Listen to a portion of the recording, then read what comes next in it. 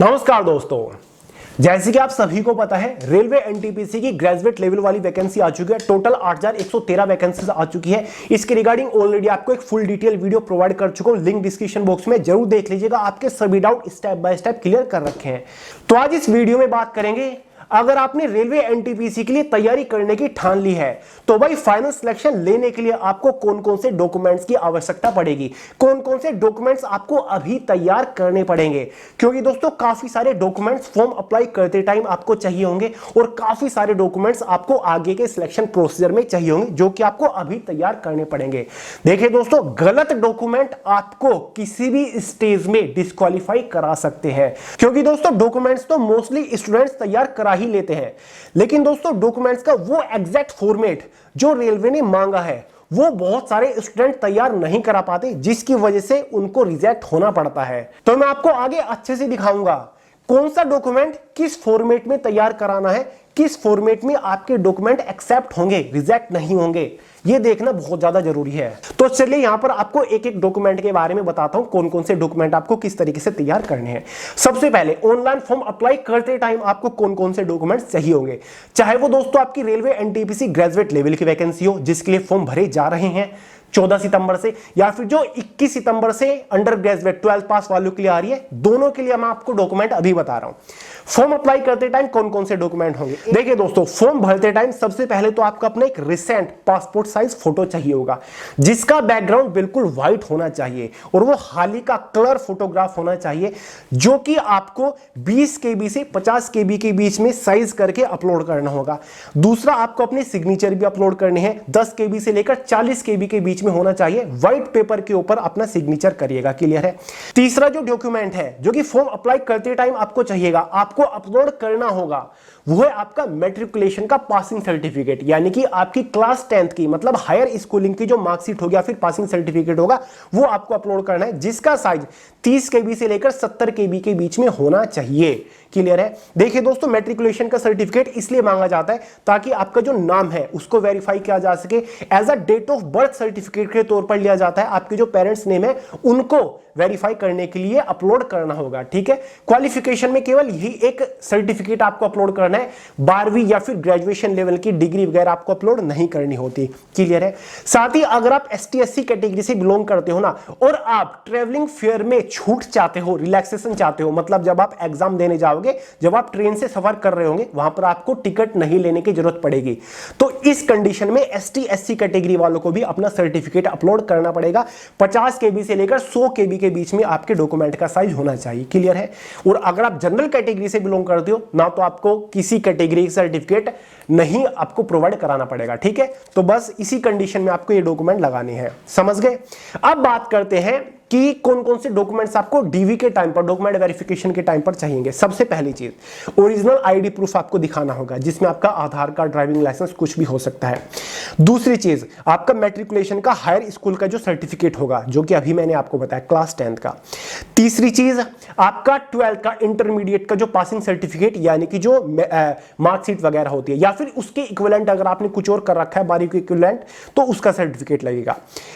चौथी चीज आपकी डिग्री, क्योंकि दोस्तों अगर एनटीपीसी ग्रेजुएट लेवल की वैकेंसी है तो आपको इसमें बैचलर डिग्री मांगी गई है, तो जो आपकी डिग्री है, डिग्री लगेगी, इसमें प्रॉपर मार्कशीट काम नहीं करेगी, आपको अपनी डिग्री ले जानी होगी। ओरिजिनल डॉक्यूमेंट चलेगा, ये ओरिजिनल डॉक्यूमेंट। और अगर अंडर ग्रेजुएट 12th पास लेवल की एनटीपीसी की वैकेंसी है तो 12th का सर्टिफिकेट वहां पर सिंपल लगेगा, वहां पर डिग्री नहीं चाहिए होगी, क्लियर है।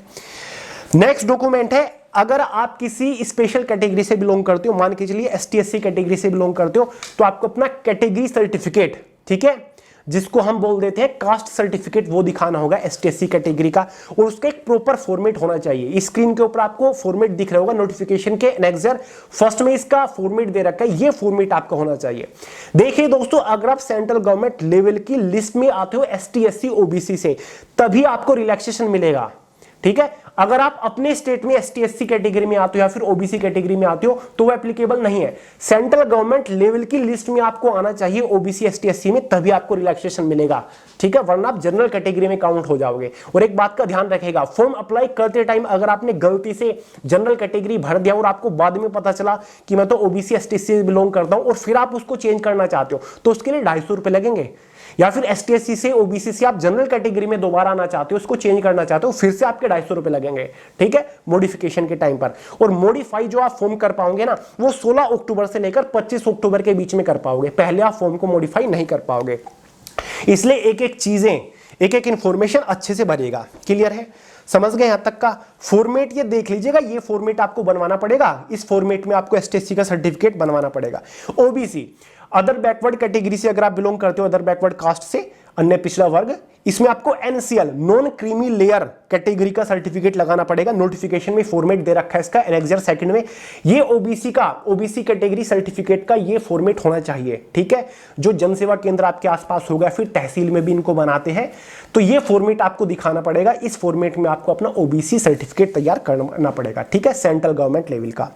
उसके बाद कुछ लोग EWS कैटेगरी से भी बिलोंग करते होंगे, तो अगर आप EWS कैटेगरी से बिलोंग करते हैं तो आपको इनकम एंड एसेट सर्टिफिकेट लगाना पड़ेगा, जो कि ये दिखाएगा कि आपकी एनुअल इनकम कितनी है या फिर आपके पास एसेट्स कितनी है, मतलब कितनी जमीन वगैरह है। जो EWS इकोनॉमिकल वीकर सेक्शन में अगर आपको आते हो तो एनेक्सर थर्ड जो नोटिफिकेशन में दे रखा है, ये फॉर्मेट आपका रहना चाहिए EWS सर्टिफिकेट का। क्लियर है, EWS सर्टिफिकेट आपका तहसील में बन जाएगा, जनसेवा केंद्र वाले से भी पता कर लीजिएगा अगर वो बनाता है, ठीक है। जब तक डॉक्यूमेंट वेरिफिकेशन होगा, ये सभी डॉक्यूमेंट आपके तैयार हो जाएंगे। फॉर्म अप्लाई करते टाइम आपको OBC का सर्टिफिकेट का कोई नंबर, EWS कैटेगरी का सर्टिफिकेट का कोई नंबर या फिर अपलोड नहीं करना है। केवल ST/SC वालों को भी उस कंडीशन में अपना सर्टिफिकेट अपलोड करना पड़ेगा अगर वो एग्जाम देने जब जाएंगे, अगर वो किराए में मतलब टिकट फ्री ट्रेवल करना चाहते हैं, तो आपको ST/SC सर्टिफिकेट अपलोड करना पड़ेगा। अगर नहीं करते हो आप, तो फिर आपको भाई फ्री आप नहीं ले पाओगे, मतलब आपको किराया टिकट देके जाना पड़ेगा एग्जाम सेंटर तक, ठीक है। तो भाई अगर आप जनरल कैटेगरी से बिलोंग करते हो तो आपको OBC, EWS, ST/SC का सर्टिफिकेट लगाने की जरूरत नहीं है, डॉक्यूमेंट वेरिफिकेशन में भी नहीं चाहिए होगा।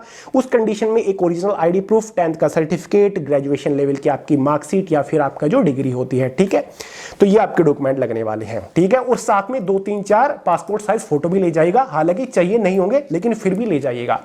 ये सभी डॉक्यूमेंट्स आपको ओरिजिनल ले जाने होंगे डॉक्यूमेंट वेरिफिकेशन में, ठीक है। और दोस्तों इन सभी डॉक्यूमेंट की एक एक सेल्फ अटेस्टेड फोटो कॉपी आपको ले जानी होगी, डॉक्यूमेंट ले जाने उनकी फोटो कॉपी करके सेल्फ अटेस्टेड खुद के सिग्नेचर करके साइड में आपको वहां पर जो फोटो कॉपी है वो आपकी वहां पर सबमिट हो जाती है, बाकी ओरिजिनल डॉक्यूमेंट वेरीफाई करके आपको वापस दे दिए जाते हैं। क्लियर है, तो ये सारी चीजें आपकी रहने वाली है। तो ये डॉक्यूमेंट वेरिफिकेशन है, चाहे आपका NTPC 12th लेवल की हो या फिर आपका ग्रेजुएशन लेवल का हो, ये सारे डॉक्यूमेंट्स आपके जरूरी हैं, बहुत ही ज्यादा। समझ गए?